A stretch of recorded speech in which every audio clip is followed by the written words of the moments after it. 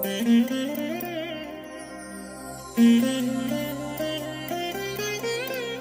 దినం పరము నుండి దిగివచ్చు మాట, ఇది నీ జీవితానికి వెలుగుల బాట, నీ ఒడిలో ఉంచబడిన దీవెనల మూట, అద్భుతాల ఆనంద ఊట. మార్చి 8 సంవత్సరమంతా మీరు బైబిల్ చదివి ముగించడానికి ఈరోజు మీరు చదవలసిన లేఖన భాగము ఉదయం ద్వితీయోపదేశ కాండము 5, 6 మరియు 7 అధ్యాయములు, సాయంత్రం మార్కు సువార్త 11వ అధ్యాయము 1 నుండి 18 వరకు. ప్రభునందు నా ప్రియమైన దేవుని బిడలారా, ఈ ఉదయకాల సమయంలో దేవుని కృప మీకు తోడై ఉండునుగాక. ఈ ఉదయకాల సమయంలో ప్రభువు తన వాక్యం ద్వారా మిమ్మల్ని దర్శిస్తున్నారు. ఆయన మీ యొద్దకు వస్తూ ఉన్నాడు. ప్రియమైన దేవుని బిడ్డలారా, ఆయన కృప, ప్రేమ, సమాధానములు మీకు ఎల్లప్పుడూ తోడై ఉన్నాయి. ధైర్యం వహించి ప్రభునందు ముందుకు సాగి వెళ్ళండి. దేవుడే ఒక్కొక్క అడుగు మిమ్మల్ని ముందుకు తీసుకుని వెళ్తాడు. మీరు ప్రభునందు బలవంతులై ఆయన కొరకు సాహస కార్యములను జరిగిస్తారు. ఆ విధంగా దేవుడు మిమ్మల్ని నడిపిస్తారు. ప్రియ దేవుని బిడ్డలారా, ఒక వాక్య భాగాన్ని మనం చదువుకుందాం.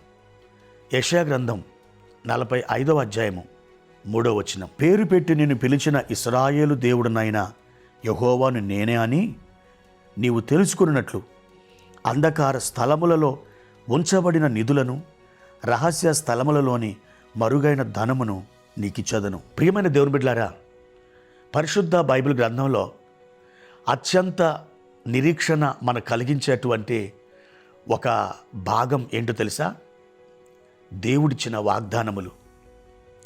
దేవుడిచ్చిన వాగ్దానాలు మనకి నిరీక్షణను, ధైర్యమును, విశ్వాసమును, ఎంతో నిబ్బరమును కలిగిస్తున్నాయి. వాగ్దానములు అన్నటువంటి అంశం ఇంకా ఏ మతంలో మనకు అనరావు. పరిశుద్ధ గ్రంథాన్ని కలిగిన ఒక క్రైస్తవుడు, ప్రభునందు రక్షణ పొందిన ఒక దేవుని బిడ్డకే దేవుడిచ్చిన ఒక గొప్ప భాగ్యం వాగ్దానములు. ఆయన ఈ ఉదయం మీతో ఒక వాగ్దానం చేస్తున్నాడు. అంధకార స్థలములలో ఉంచబడిన నిధులను, రహస్య స్థలములలోని మరుగైన ధనమును నేను నీకు ఇచ్చదను. దేవుని బిడ్డలారా, అంధకార స్థలములంటే చీకటిగా ఉన్నటువంటి స్థలములు అనుకుంటున్నారా? కాదు, అత్యంత మరుగుగా ఉన్నటువంటి స్థలములు అని అర్థం. అంటే మనకు తెలియని స్థలములు, మనకు తెలియని వ్యక్తుల నుండి కావచ్చు, తెలియని విధానములో నుండి కావచ్చు, తెలియని మార్గం ద్వారా కావచ్చు. అది ఎలాగైనా సరే, అది నీకు మొట్టమొదట అది మనకు తెలియదు. అది ఎక్కడి నుండి వస్తుందో, ఎవరి ద్వారా వస్తుందో, దేవుడు ఎలా చేస్తాడో మనం ఎరగం. కానీ దేవుని బిడ్డలారా, అలాంటి మరుగైన స్థలములో నుండి, మరుగైనటువంటి ఒక వ్యక్తి ద్వారా కావచ్చు, నీకు తెలియనటువంటి ఒక మార్గముల నుండి కావచ్చు, దేవుడు నీకు సహాయం చేస్తాడు.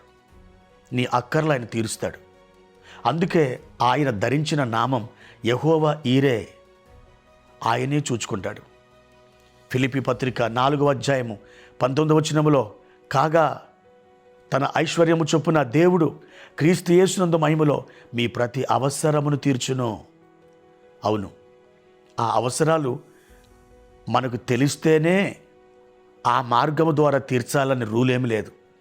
నీకు తెలియకుండానే ఆయనకు తెలిసిన పలు విధములైన మార్గముల ద్వారా నీ అవసరాన్ని తీరుస్తాడు, నీ అక్కర్ను తీరుస్తాడు. దేవుడు ఆ రీతిగా నీ కొరకు ఒక ప్రణాళిక కలిగి ఉన్నాడు. నిశ్చలమైన ధైర్యంతో ప్రభునందు మీరు ఆయన తట్టు తిరిగి ధైర్యమును, నిరీక్షణను కలిగి ఉండండి. విశ్వాసమును ఆయన ఎడల మీరు ప్రదర్శించండి. తప్పకుండా మీకు మేలు జరుగుతుంది. నీవు అవశ్యంగా చేయి చాపి అప్పు ఇచ్చే స్థాయికి దేవుడు నడిపించగలడు. అది ఆయనకు సాధ్యమే. ఆయన చెప్పి ఉన్నాడు, నేను నిన్ను తలగా చేయుదును, కానీ తోకగా చేయను. నీవు పైవాడవుగా ఉందువు, కానీ క్రింది వాడవుగా ఉండవన్నాడు. ఈ మాట ఎంత నమ్మదగినది. ఈ మాటను మీరు పట్టుకోండి.